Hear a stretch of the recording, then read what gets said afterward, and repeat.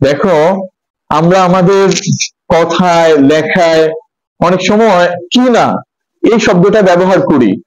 তোমরা অনেক সময় দেখবে লেখার মধ্যে কখনো কি না আলাদা করে লেখা, আবার কোথাও কোথাও দেখবে একসাথে লেখা, কি না একসাথে লেখা, আর কোথাও কি কি না আলাদা আলাদা করে লেখা। এখন কোথায় আমরা কি না আলাদা করে লিখবো আর কোথায় কি না একসাথে লিখবো, আজকে আমরা এই সম্পর্কে আলোচনা করব। তো দেখো, প্রথমত আমরা বলবো যদি কি এবং না, বলো যদি কি এবং না এই দুটো শব্দ আলাদা আলাদা নিজ নিজ অর্থ প্রকাশ করে, বলো কি এবং না যদি আলাদা নিজ নিজ অর্থ প্রকাশ করে তাহলে সেগুলোকে পৃথক ভাবে লিখতে হবে, আলাদা করে লিখতে হবে। কথাটা সবাই বলো দেখি, যদি কি এবং না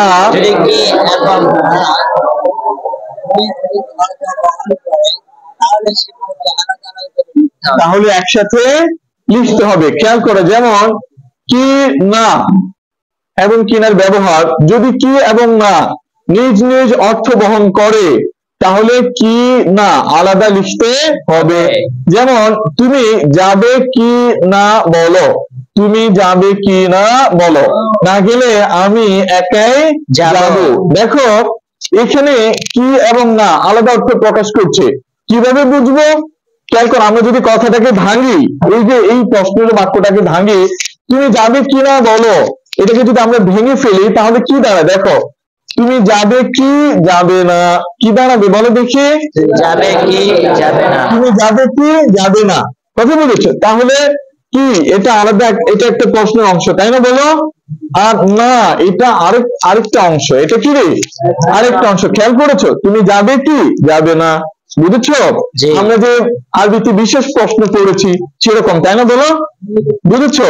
তাহলে এখানে কি এবং না আলাদা অর্থ প্রকাশ করেছে, তাই আলাদা করে লিখতে হবে। বুঝেছো? ভিন্ন ভিন্ন অর্থ প্রকাশ করেছে, নিজ নিজ অর্থ আলাদা বহন করেছে, তাই এখানে আলাদা লিখতে হবে।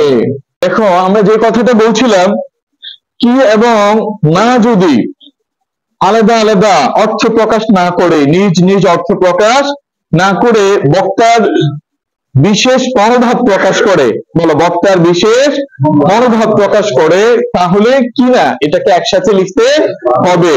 বলো তো কথাটা, যদি কি এবং না নিজ নিজ অর্থ বহন না করে বক্তার বিশেষ মনোভাব প্রকাশ করে তাহলে কি না একসাথে লিখতে হবে। যেমন দেখো, আমি লিখেছি, দেখো, পক্ষান্তরে কি এবং না যদি নিজ নিজ অর্থ বহন না করে বক্তার বিশেষ মনোভাব প্রকাশ করে তাহলে কি না একসাথে লিখতে হবে। যেমন বাক্য একটা খেয়াল করো, সে কিনা আমার সম্পর্কে কথা বলে, সে কিনা আমার সম্পর্কে কথা বলে। দেখো, এই কি না এটা আলাদা একটা প্রশ্নের অংশ নয়, না এটাও একটা অংশ নয়, বরং এটা বক্তার বিশেষ একটা মনোভাব প্রকাশ করছে। অর্থাৎ যে যাই আমার সম্পর্কে বলুক, কিন্তু সে কিনা আমার সম্পর্কে কথা, মানে তার আমার সম্পর্কে কথা বলা কি নয়, উচিত নয়। আমার সম্পর্কে তার কথা বলা, যে যাই বলুক তার আমার সম্পর্কে এই কথা বলা কি নয়, উচিত নয়।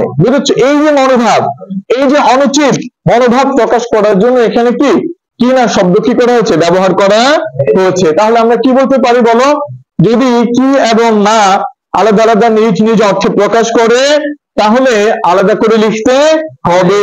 বুঝেছো? যেমন তুমি পড়বে কি পড়বে না, তুমি মাদ্রাসায় যাবে কি যাবে না, মানে তুমি মাদ্রাসায় যাবে নাকি যাবে না, তুমি পড়বে নাকি পড়বে না। আর যদি কি না এটা আলাদা আলাদা অর্থ প্রকাশ না করে বক্তার বিশেষ মনোভাব প্রকাশ করে, যেমন এই বাক্যে একটা অনুচিত মনোভাব প্রকাশ করেছে, তাই না বলো? এটা তার জন্য অনুচিত। ভিন্ন মনোভাব যদি প্রকাশ করে তাহলে কি নাকি একসাথে লিখতে হবে।